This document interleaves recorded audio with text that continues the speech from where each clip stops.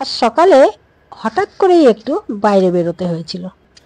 বাইরে বেরিয়ে পড়লাম তো একেবারে সোজা দমদম পার্ক, কারণ ছোট্ট একটি কাজ ছিল। কাজ সেরে বাড়ি ফিরছি আর মনে মনে ভাবছি যে আসার সময় তো বাজার বসতে দেখলাম না, তখন সবেমাত্র লরিগুলো ঢুকছে সবজি মাছ ইত্যাদি নিয়ে। তো যাওয়ার সময় যদি পুরোপুরি বসে যায়, বাজার বসে গেলে একটু ঘুরেই যাব, কারণ বুঝতেই পারছেন শীতকালের সবজি দেখে লোভ সামলানো যায় না।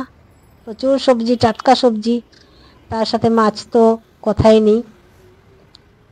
আর ছোট মাছ যদি একটু পেতাম, মোরলা মাছ, তাহলে আজকে একটু সময় করে বেছেই নিতাম। কারণ মোরলা মাছ বাছতে খুব বেশি কঠিন কাজ মনে হয় না। আর যে জিনিসটা ভালোবাসি খেতে, সেটা একটু কষ্ট করে নাই করেই নেব, কি আসে যায়। আর শীতকালের মোরলা মাছ মানে তার তেলও থাকবে প্রচুর, সেই মাছের স্বাদও আলাদা হবে। তো এই ভাবতে ভাবতে বাজার পৌঁছে গেলাম। বাজারে পৌঁছে দেখছি মাছ সবে মাত্র নামানো হচ্ছে, সবে তারা পসরা নিয়ে বসছে। আর আমার পছন্দের মোরলা মাছ কিন্তু এসে গেছে। তো এখান থেকে একটু মোরলা মাছ নিয়ে নেব। এখানকার পমফ্রেট মাছগুলোও কিন্তু সাইজটা বেশ ভালো, কিন্তু বেশি মাছ নিলে ওই এক সমস্যা, কখন রান্না করব, কখন বাজবো, তারপর আবার অফিস যাওয়ার তাড়া আছে, তার মধ্যে আবার লোটে মাছ উঠেছে। কিন্তু এর সাইজটা আমার একেবারেই পছন্দ হচ্ছে না, এত ছোট সাইজ, তার মধ্যে বলছে 160 টাকা কেজি।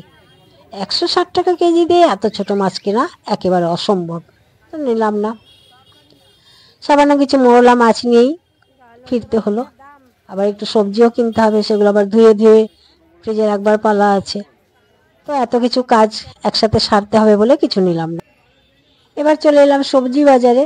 এখান থেকে আলু, তারপর লাল শাক আর কিছু সবজি নিয়ে, আর পছন্দ সেই কদবেল উঠে গেছে, কদবেল নিয়ে অগত্যা বাড়ি ফেরার পালা। বাড়ি ফিরেই সব সেরে এখন আমার অফিস ছুটতে হবে। তাই আজকের মতো ভিডিও এখানেই শেষ করছি। নমস্কার।